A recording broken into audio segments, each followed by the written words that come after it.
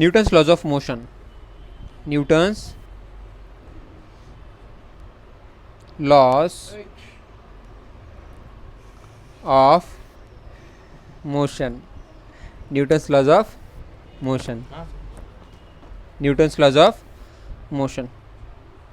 बघा, Newton's laws of मोशनमध्ये straight forward पॉईंटवर येऊया. Newton's first law of motion. Newton's first law of motion. याचं दुसरं नाव लॉ ऑफ इनर्शिया आहे. याचं दुसरं नाव लॉ ऑफ इनर्शिया आहे. ठीक आहे. Newton's first law of motion और law of inertia. Newton's first law of motion किंवा लॉ ऑफ इनर्शिया काय असतं? Newton's first law of motion किंवा लॉ ऑफ इनर्शिया म्हणजे नेचरमध्ये रेस्टमधली बॉडी रेस्टमध्येच राहते आणि कॉन्स्टंट वेलॉसिटीमधली बॉडी कॉन्स्टंट वेलॉसिटीमध्येच मूव्ह करते. Unless and until some external force is applied. Yes. जोपर्यंत एखाद्या बॉडीवर एक्सटर्नल अनबॅलन्स्ड फोर्स लागत नाही तोपर्यंत रेस्टमधली बॉडी रेस्टमध्ये राहते किंवा कॉन्स्टंट वेलॉसिटीमधली बॉडी कॉन्स्टंट वेलॉसिटीमध्ये मूव्ह करते. रेस्टमधली बॉडी रेस्टमध्ये राहते आणि कॉन्स्टंट वेलॉसिटीमधली बॉडी कॉन्स्टंट वेलॉसिटीमध्ये मूव्ह करते जोपर्यंत कोणी एक्सटर्नल अनबॅलन्स्ड फोर्स लावत नाही. Means body at rest will remain at rest and body with same speed and same direction म्हणजे constant velocity. Same speed and same direction means constant velocity. Body with same speed and same direction will remain in same speed and same direction unless and until some net external unbalanced force is applied. जोपर्यंत एखाद्या बॉडीवर net external unbalanced force लावत नाही तोपर्यंत रेस्टमधली body रेस्टमध्ये राहील आणि same स्पीडमधली body same स्पीडमध्ये राहील. सेम डायरेक्शनमध्ये बॉडी सेम डायरेक्शनमध्ये मूव्ह करेल. कळेल का? या स्टेटमेंट्सला म्हणतात inertia of rest, inertia of motion आणि इनर्शिया ऑफ डायरेक्शन. रेस्टमधली बॉडी रेस्टमध्ये राहील याला काय म्हणतात? Inertia of rest. रेस्टमधली बॉडी रेस्टमध्ये राहणं म्हणजे इनर्शिया ऑफ रेस्ट. सेम स्पीडमधली बॉडी सेम स्पीडमध्ये मूव्ह होत राहणं म्हणजे इनर्शिया ऑफ मोशन. आणि सेम डायरेक्शनमधली बॉडी सेम डायरेक्शनमध्ये मूव्ह करणं म्हणजे inertia of direction. Inertia of rest. Inertia of rest म्हणजे रेस्टमधली बॉडी रेस्टमध्ये राहते, मूव्ह करत नाही. Inertia of motion. Inertia of motion म्हणजे सेम स्पीडमधली बॉडी सेम स्पीडमध्ये मूव्ह करते, स्वतःहून स्पीड वाढवत नाही, स्वतःहून स्पीड कमी करत नाही. तिसरं आहे inertia of direction. Inertia of direction म्हणजे सेम डायरेक्शनमधली बॉडी सेम डायरेक्शनमध्येच मूव्ह करत राहते, स्वतःहून आपली डायरेक्शन चेंज करत नाही.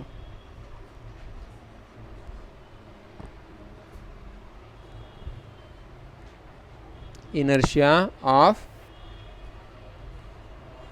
Direction. Inertia of direction.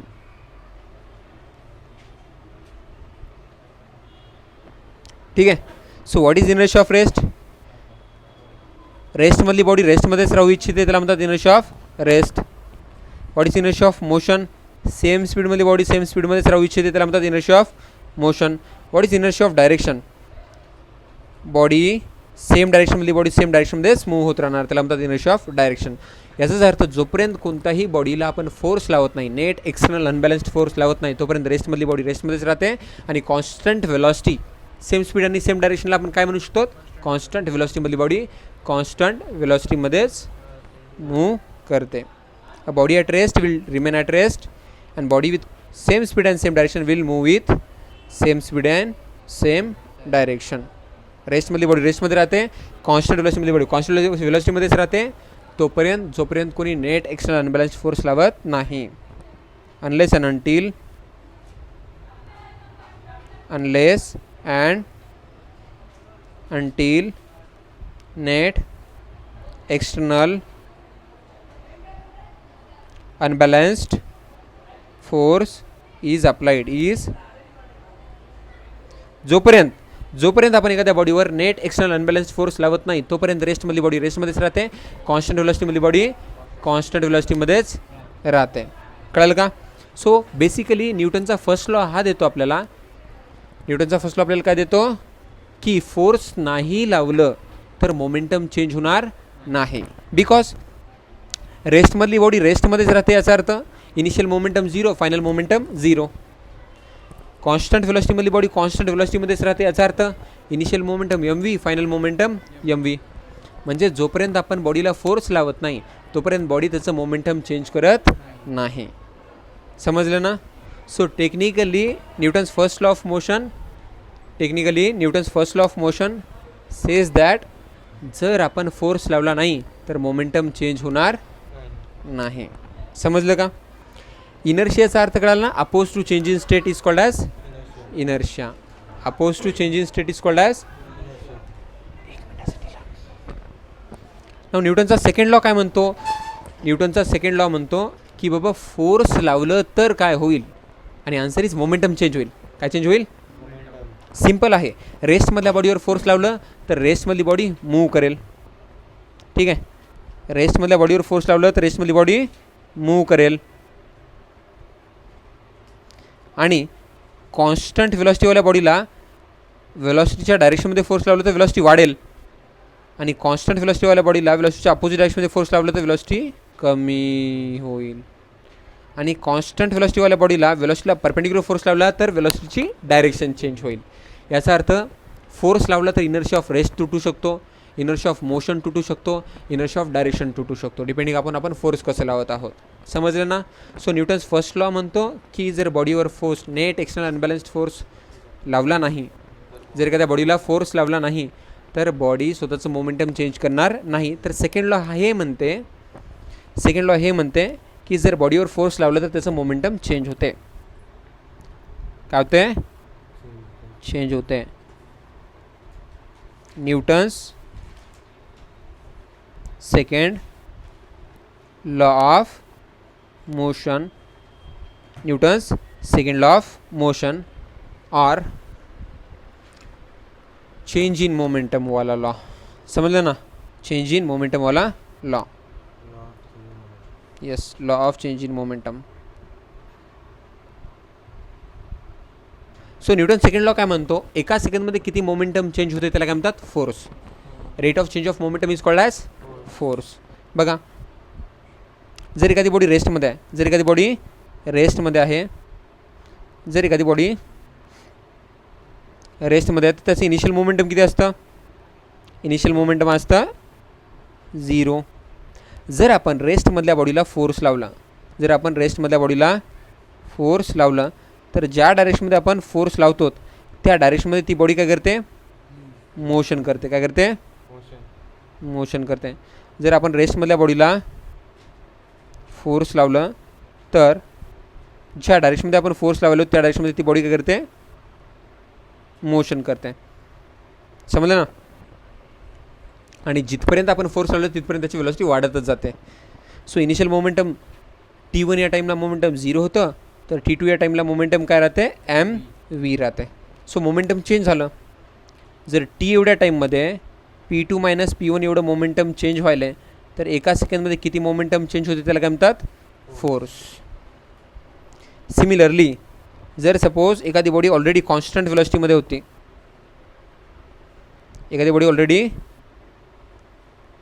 Constant वेलोसिटीमध्ये होती आणि आपण मोशनच्या डायरेक्शनमध्ये फोर्स लावला आणि आपण जर समजा मोशनच्या डायरेक्शनमध्ये म्हणजे वेलोसिटीच्या डायरेक्शनमध्ये फोर्स लावला तर मोमेंटम वाढते. काय वाढते? मोमेंटम वाढते म्हणजे वेलोसिटी वाढते. ठीक आहे ना. मोमेंटम वाढते म्हणजे वेलोसिटी वाढते. सो यावेळेस काय करावं लागणार? इनिशियल वेलोसिटी V1 म्हणावं लागणार आणि final velocity V2. Final velocity काय होणार आहे? वाढणार आहे.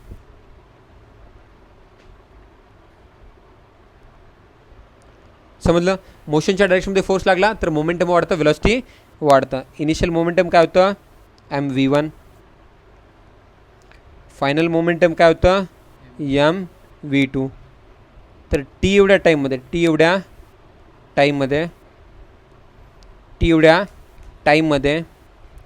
P2 मायनस P1 एवढं मोमेंटम चेंज व्हायला आहे. तर एका सेकंडमध्ये किती मोमेंटम चेंज होतं त्याला काय म्हणतात? फोर्स. काय म्हणतात? फोर्स. समजलं? सपोज एखादी बॉडी कॉन्स्टंट वेलोसिटीमध्ये मूव्ह करायली आणि आता मोशनच्या अपोजिट डायरेक्शनमध्ये फोर्स लागत असेल तर मोमेंटम कमी होतं म्हणजे वेलोसिटी कमी होते.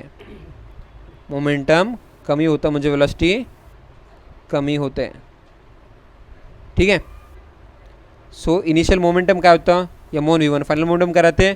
m2 v2. Initial momentum mv1, final momentum mv2. So momentum change झालं.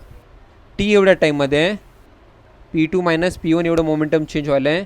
तर एका सेकंडमध्ये किती मोमेंटम चेंज होते त्याला काय म्हणतात? फोर्स म्हणतात. काय म्हणतात? फोर्स. ठीक आहे. सिमिलरली फायनल कंडिशन नाही, अजून 2 आहेत पण टेक्निकली फायनल कंडिशन, जर एखादी बॉडी कॉन्स्टंट वेलोसिटीमध्ये मूव्ह करायली आणि मोशनला परपेंडिक्युलर फोर्स लागला तर म्हणजे वेलोसिटीला परपेंडिक्युलर फोर्स लागला तर मोमेंटमची डायरेक्शन चेंज होते म्हणजेच मोशनची डायरेक्शन म्हणजेच वेलोसिटीची डायरेक्शन चेंज होते. जर वेलोसिटीला परपेंडिक्युलर फोर्स लागला तर मोमेंटम किंवा वेलोसिटीला परपेंडिक्युलर फोर्स लागला तर वेलोसिटीचं मॅग्निट्यूड वाढत नाही, वेलोसिटीचं मॅग्निट्यूड कमीसुद्धा होत नाही. फक्त आणि फक्त काय होते? मोमेंटम किंवा वेलोसिटीची डायरेक्शन कंटिन्युअसली काय होते? चेंज होते आणि बॉडी सर्क्युलर पाथमध्ये मूव्ह करते. With force F=mv²/r. समजलं ना? म्हणजे डायरेक्शन चेंज व्हायली मोमेंटमची. इनिशियल मोमेंटम काय झालं? mv1. डायरेक्शन तर चेंज व्हायली ना. फायनल मोमेंटम काय झालं? mv2 with another direction. Magnitude सेमच आहे पण डायरेक्शन चेंज व्हायली. समजलं ना? थोड्या वेळानंतर डायरेक्शन मोमेंटमची डायरेक्शन किंवा वेलोसिटीची डायरेक्शन दुसरीकडे असणार आहे. हे v1 हे v2. ठीक आहे.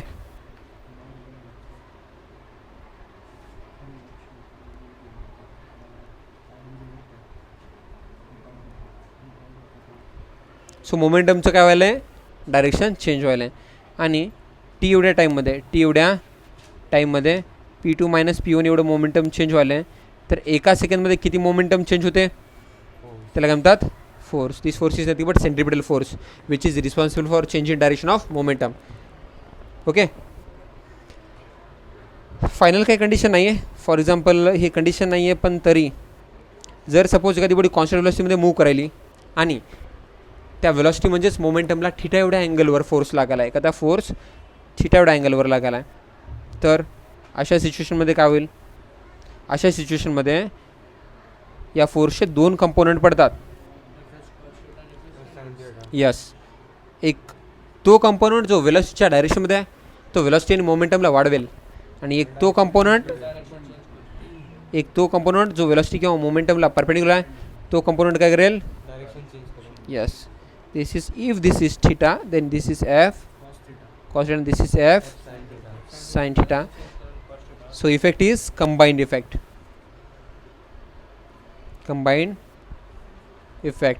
F cos theta will increase magnitude of velocity and momentum. F sin theta will change the direction of velocity and momentum. समजलं ना. टेक्निकली इथं सुद्धा इनिशियल मोमेंटम काय असेल mv1, फायनल मोमेंटम काय असेल mv2. सो टी एवढ्या टाईममध्ये p2 मायनस p1 एवढं मोमेंटम चेंज व्हायला आहे. तर एका सेकंडमध्ये किती मोमेंटम चेंज होतं त्याला काय म्हणतात force. So rate of change of momentum per unit time is called as force. Rate of change of momentum त्यालाच म्हणतात change in momentum per unit time. काय म्हणतात change in momentum. Change in मोमेंटमला अजून एक वर्ड आहे माहिती आहे का इम्पल्स. काय change in momentum is called as change in momentum per unit time. Change in momentum per unit time is called as force. Change in momentum per unit time is called as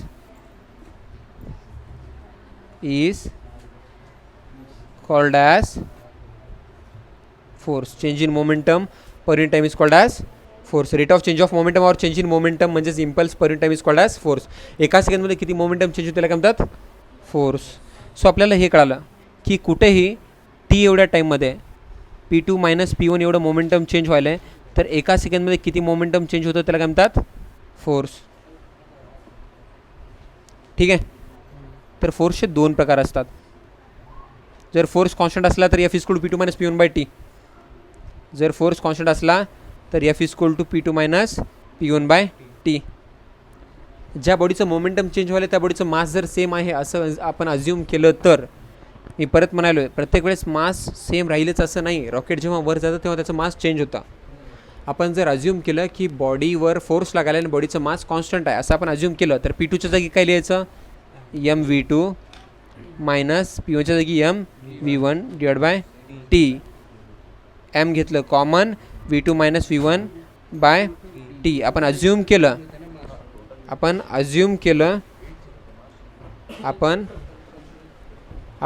केलं की मास constant आहे तर m into v2 minus v1 म्हणजे ma. F is equal to ma. पण फोर्सचा जो original formula आहे तो F is equal to p2 minus p1 by टीच आहे. F is equal to p2 minus p1 by टीच आहे. जर फोर्स कॉन्स्टंट असला तर F is equal to p2 minus p1 by t किंवा F is equal to ma for constant mass. पण जर फोर्स कॉन्स्टंट नसेल तर दोन प्रकारचे फोर्स असतात average force and instantaneous force. So average force काय असतो total change in momentum divide by total time is called as average force. तर इन्स्टंटेनियस फोर्स काय असतो इन्स्टंटेनियस फोर्स असतो time derivative of momentum. Time derivative of momentum is called as instantaneous force. Time derivative of momentum is called as instantaneous force. समजलं ना. Time derivative of momentum is called as instantaneous force. समजलं. आता होतं कसं की हा जो delta P असतो डेल्टा वेक्टर पी तो कसा काढायचा vector p2 minus vector p1. Vector p2 minus vector p1 आणि याचं मॅग्निट्यूड काढायचं असेल तर आपण पायथागोरस थेरम यूज करू शकतो. p1 square plus p2 square minus 2p1 p2 cos theta. आपण यूज करू शकतो rectangle theorem square root of p1 square plus p2 square. आपण यूज करू शकतो thrombus law 2p sine theta by 2 in a circular motion. Circular motion मतलब change in momentum. आपण square law use करू शकतो √2p किंवा i cap j cap k cap orthogonal unit form use करू शकतो p2x minus p1x i cap plus p2y minus p1y j cap plus p2z minus p1z k cap. ठीक आहे ना. आपण change in momentum या कंडिशन्सने काढू शकतो. तर तिकडं त्या साईडला जर आपण विचार केला तर instantaneous force F is equal to d by d t. पीच्या जागी काय लिहिता येते आपल्याला mv. पीच्या जागी काय लिहिता येते आपल्याला mv. जर आपण कन्सिडरच केलं की both mass and velocity changes तर आपण काय म्हणू शकतो, तर आपण म्हणू शकतो की इन्स्टंटेनियस फोर्स प्रोडक्ट रूल लावायचा v into d m by d t plus m into d v by d t. This is general mathematical equation for force acting on any body. कोणत्याही बॉडीवर फोर्स किती लागाले या equation आपल्याला काढता येतं. पण शक्यतो सिम्पल इक्वेशन्सनं निघत असेल आन्सर तर सिम्पल इक्वेशन्सनं काढून घ्या. ठीक आहे. आता याच्यामध्ये कंडिशन्स येतात. पहिली कंडिशन जी डेली लाईफमध्ये आपण एक्सपिरियन्स करतो, mass remains constant. If mass is constant तर मासचा डेरिव्हेटिव्ह काय तो 0. ही टर्म 0 होऊन जाते, ब्ल्यू कलरची टर्म 0 होऊन जाते. यस. आणि फोर्स काय होऊन जातो, F is equal to m into d v by d t. That means m into a. ठीक आहे ना, समजलं. आणि दुसरी कंडिशन म्हणजे जर वेलॉसिटी कॉन्स्टंट असेल तर, if velocity is constant. For example जर रॉकेट कॉन्स्टंट वेलॉसिटीनं वर चालला आहे, याचा अर्थ असा नाही आहे, हे बघा रॉकेट जर कॉन्स्टंट वेलॉसिटीनं वर चालला आहे तर रॉकेटचं ॲक्सेलरेशन 0, पण त्याच्यावर फोर्स 0 नाही आहे. नेहमी लक्षात ठेवा, जर रॉकेट कॉन्स्टंट वेलॉसिटीनं वर चालला आहे तर त्याच्यावर काहीतरी फोर्स आहे. तो फोर्स किती असतो, जर वेलॉसिटी कॉन्स्टंट असेल तर D v by d T काय होऊन जातं, ग्रीन टर्म 0 होऊन जाते. Okay. So force acting on a rocket और रॉकेट लाईक सिस्टम ज्याच्यामध्ये वेलॉसिटी कॉन्स्टंट राहते पण मास चेंज होते. जसं आपलं हार्ट ब्लड पंप करते, कॉन्स्टंट वेलॉसिटी ब्लड पंप करते, वेलॉसिटी तर कॉन्स्टंट आहे पण फोर्स 0 नाही आहे. आपलं हार्ट काहीतरी फोर्स लावायला आहे. समजलं ना. अशा सिच्युएशनमध्ये कन्व्हेअर बेल्ट मूव्ह व्हायला आहे, त्याच्यावर काहीतरी समजा मटेरियल पडाले, माती किंवा गिट्टी किंवा रेती काहीतरी पडाले, तर कन्व्हेअर बेल्टचं मास काय व्हायला आहे, चेंज व्हायला आहे. अशा सिस्टममध्ये जिथं मास चेंज होते पण वेलॉसिटी कॉन्स्टंट राहते तिथं फोर्स असतो. ठीक आहे ना. जेव्हा वेलॉसिटी कॉन्स्टंट असते तेव्हा F is equal to d v by d t 0 येते, त्यावेळेस v into d m by d t घ्यायचं. V into d m by d t घ्यायचं. ठीक आहे. हे झालं Newton's second law of motion. Newton's second law of motion झाल्यानंतर Newton's third law of motion. Yes, Newton's third law of motion. Newton's third law of motion. For every action there is equal and opposite reaction. For every action there is equal and opposite reaction. इथे at least 2 bodies लागतात, body A and body B. Body A and body B. जर body बी ए या बॉडीला force लावत असेल, yes कोणताही असू द्या फोर्स, कॉन्टॅक्ट असू द्या नॉन कॉन्टॅक्ट असू द्या, जर बॉडी एला जर फोर्स लावत असेल, जर बॉडी एला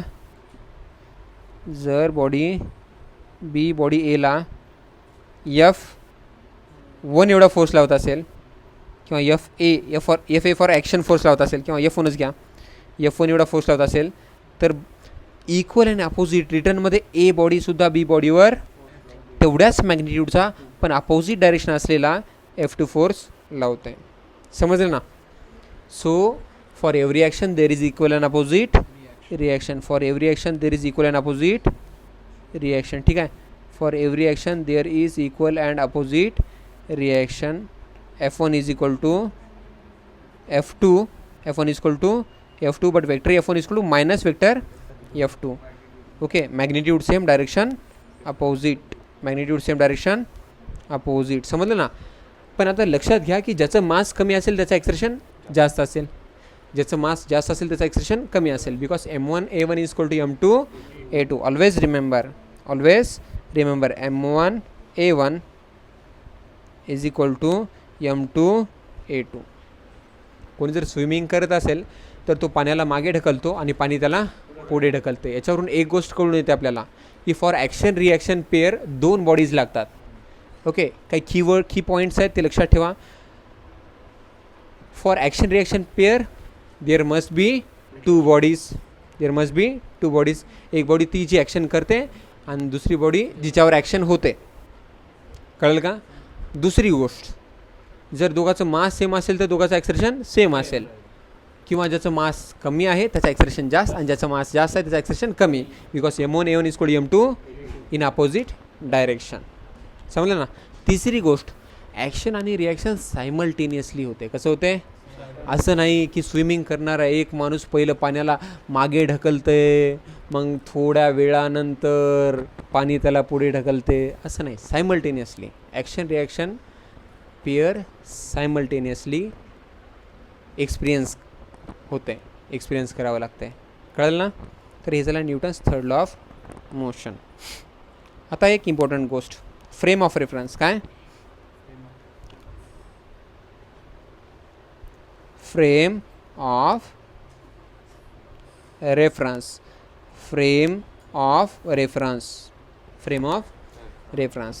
सिंपल आहे. जर एक बॉडी दुसऱ्या बॉडीच्या कॉन्टॅक्टमध्ये असेल, जर एक बॉडी, suppose body A is in contact with body B, body A is in contact with body B, then B हे A ची फ्रेम ऑफ रेफरन्स आहे आणि A ही B ची फ्रेम ऑफ रेफरन्स आहे. कळलं का? जर A आणि B या 2 बॉडीज एकमेकांच्या कॉन्टॅक्टमध्ये असतील तर त्या एकमेकांच्या फ्रेम ऑफ रेफरन्स होतात. ओके, फ्रेम ऑफ रेफरन्स 2 प्रकारचे असतात. There are 2 types of frame of reference. There are 2 types of there are 2 types of frame of reference. Number 1, inertial frame of reference. Inertial frame of reference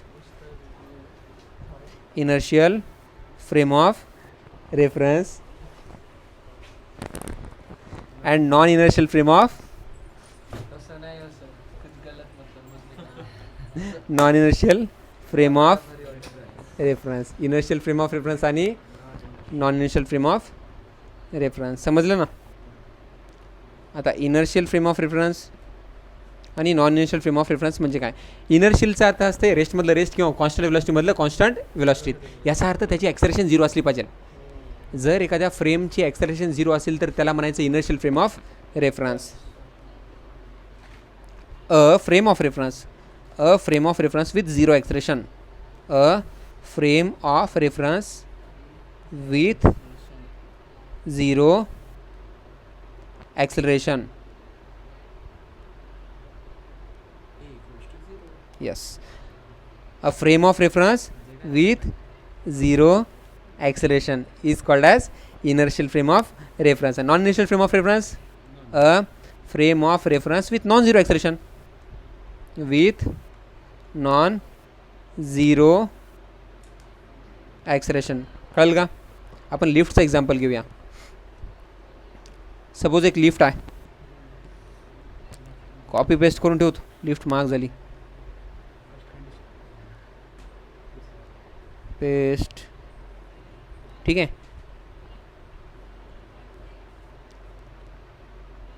paste paste. ठीक आहे. आता होतं काय? होतं असं की सपोज एक लिफ्ट आहे रेस्टवर. कुठे? रेस्टवर. याचा अर्थ लिफ्टचं ॲक्सेलरेशन किती आहे? 0. म्हणजे ती इनर्शियल फ्रेम ऑफ रेफरन्स झाली. काय झाली? Inertial frame of reference. Okay. Suppose दुसरी लिफ्ट आहे, ती दुसरी लिफ्ट अप डाऊन कुठेही कॉन्स्टंट व्हेलॉसिटीने मूव्ह करायली. काय करायली? कॉन्स्टंट वेलॉसिटीने मूव्ह करायली. एक लिफ्ट कॉन्स्टंट वेलॉसिटीने मूव्ह करायली, त्याचं सुद्धा ॲक्सेलरेशन 0 आहे. समजलं ना?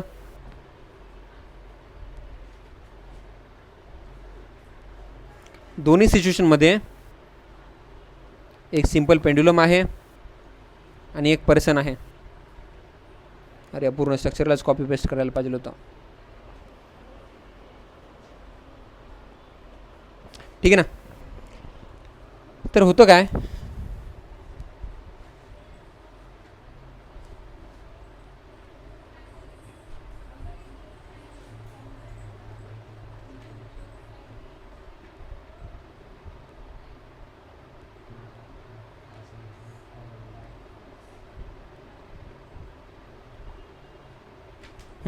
होतं असं की जर लिफ्ट रेस्टोर असेल किंवा कॉन्स्टंट व्हेलॉसिटीमध्ये असेल तर लिफ्टचं ॲक्सेलरेशन किती झालं, 0.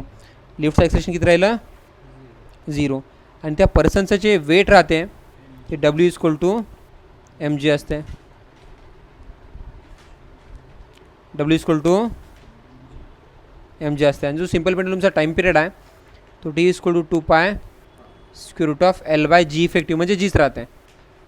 T=2π. ठीक आहे. सपोज आता आपल्याकडे एक लिफ्ट आहे, ती एवढ्या ॲक्सेलरेशन वर चालली आहे. लिफ्टचं ॲक्सेलरेशन ए आहे आणि कुठं चालली आहे लिफ्ट,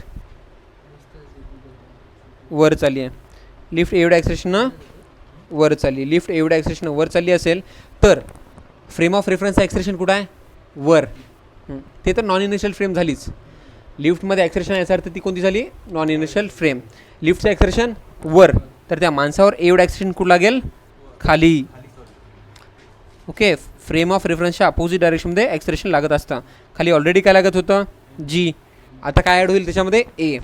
सो वेट काय येईल आता, ॲपरंट वेट m×g+a. समजलं.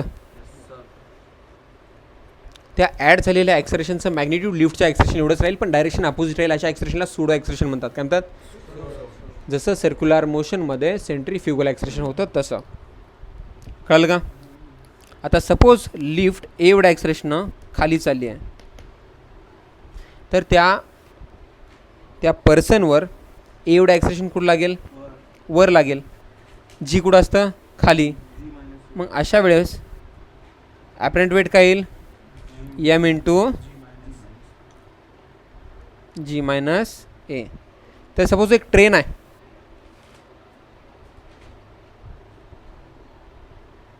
ट्रेन एवढ्या ॲक्सेलरेशननं फॉरवर्ड चालली तर त्या माणसावर, ट्रेनमध्ये थांबलेल्या माणसावर तेवढ्याच मॅग्निट्यूडचं सुडो ॲक्सेलरेशन कुठं लागतं आहे, अपोजिट डायरेक्शनमध्ये मागे. आणि खाली जी आणि बॅकवर्ड डायरेक्शनमध्ये ए. असे दोन ॲक्सेलरेशन एकमेकांना परपेंडिक्युलर लागतात आणि रिझल्टंट ॲक्सेलरेशन काय येते, √g² + a². ठीक आहे ना. त्याचं जे फोर्स जे काय राहील ना, त्याच्यावर लागणारा फोर्स काय राहील, F = m√g²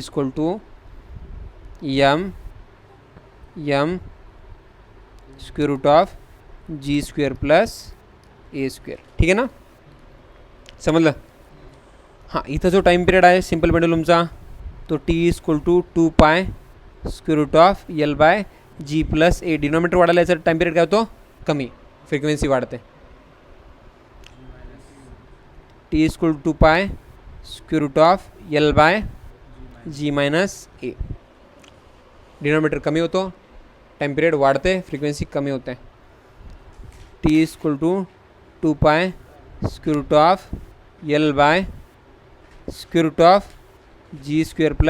a² और g² + a² 1/2 असं लिहिलं तरी चालते. समजलं का.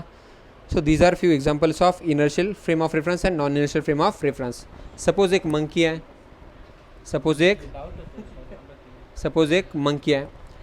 तो मंकी एका वेलीवर एवढ्या ॲक्सेलरेशन वर चढायला आहे. तर ती जी वेल आहे त्या वेलेला त्या मंकीचं वेट किती लागेल, mg+a.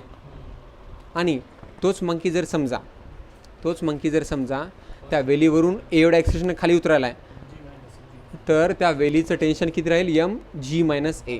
सिमिलरली एखादी लिफ्ट एवढ्या ॲक्सेलरेशननं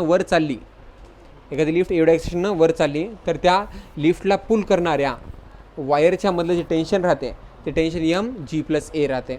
लिफ्ट एवढ्या ॲक्सेलरेशननं खाली चालली तर त्या लिफ्टला सोडणारं जे वायर असते त्याचं टेन्शन T=mg−a राहतं आहे. कळलं का. समजलं. these are inertial and non inertial frame of reference. Now types of forces. काय types of forces चे types. Types of forces. There are two types of forces, fundamental force and derived force. Fundamental force and derived force. Fundamental force and derived force. Now fundamental force म्हणजे काय असते?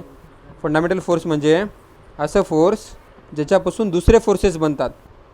Derived force म्हणजे असं force जे fundamental फोर्सपासून बनते.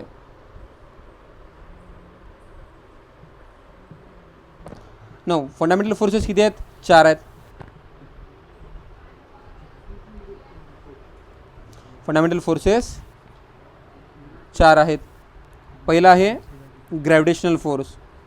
कोणता आहे? Gravitational force.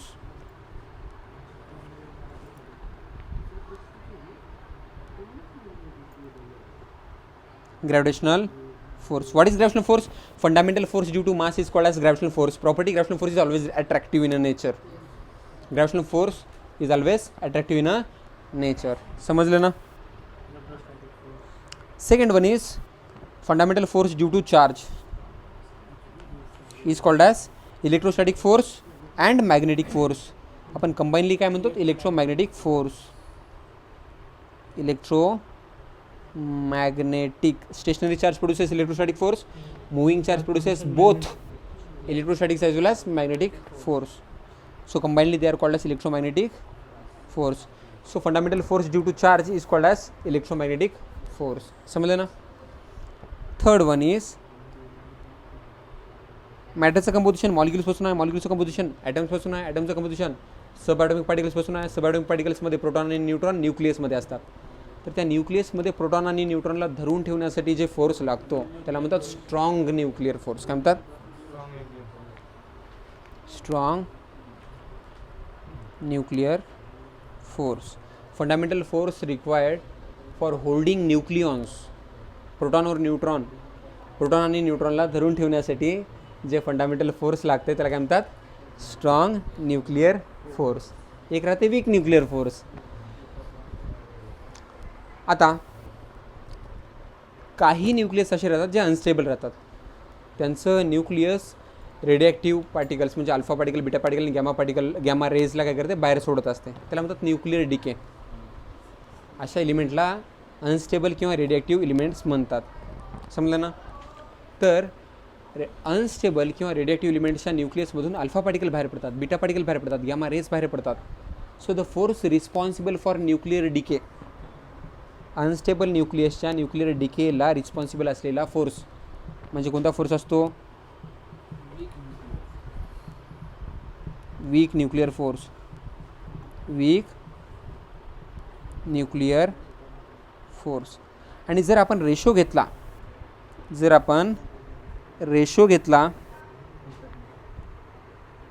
की relative strength of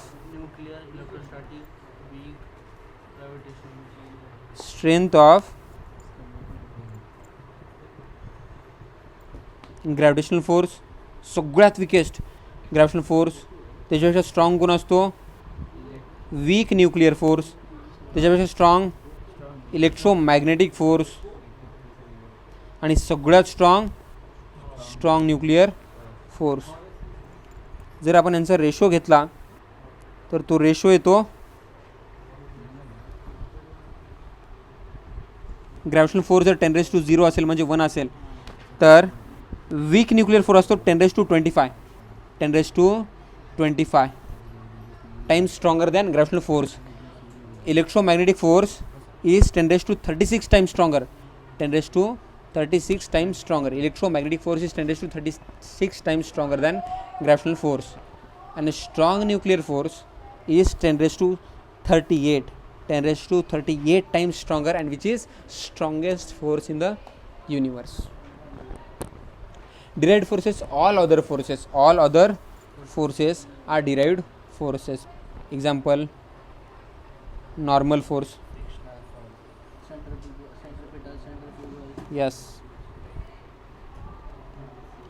normal force. What is property of normal force? Force which is always perpendicular to the surface. Force which is always perpendicular to the surface is called as normal force. एखाद्या बॉडीचं weight जर खाली असेल mg, ठीक आहे ना, तर normal exactly opposite डायरेक्शनमध्ये असतो, त्याचं मॅग्निट्यूड mg एवढंच असतं. ठीक आहे. नंबर 2, जर इन्क्लाइन सरफेस असेल तर इन्क्लाइन सरफेसचं नॉर्मल कसं काढायचं? इन्क्लाइन सरफेसवर एखादी बॉडी असेल तर कंपोनंट्स पाडायचे. एखादी बॉडी आहे, त्या बॉडीचं काय असतं? mg खाली असतं आहे. अँगल ऑफ इन्क्लिनेशन mg झालं खाली, mg झालं खाली. So component of mg are mg cos theta and mg sin theta. ठीक आहे. सो इथे नॉर्मल काय येतो? इन्क्लाइन सरफेसवर नॉर्मल काय येतो? mg cos theta. So what is normal? A force which is perpendicular to the surface of contact is called as normal force. Second one is tension और नॉर्मलच्या नंतर फ्रिक्शनल फोर्सेस सांगूया. चला, frictional force. Now what is frictional force? A force that opposes relative motion. Force that opposes relative motion and always directly proportional to normal. Frictional force म्हणजे असा force असते ज्याचं magnitude नॉर्मलला directly proportional असते आणि त्याची direction मोशनला always opposite राहते, parallel to the surface and opposite to direction of motion. So frictional force is equal to coefficient of friction mu into normal. Frictional force झाल्यानंतर tension.